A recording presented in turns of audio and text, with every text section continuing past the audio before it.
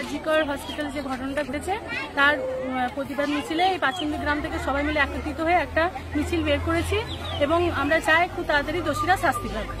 এই উদ্দেশ্যে আমরা এটা করেছি, এই মিছিলটা করেছি। মিছিলে কতজন মতো মহিলা আছে মনে হচ্ছে?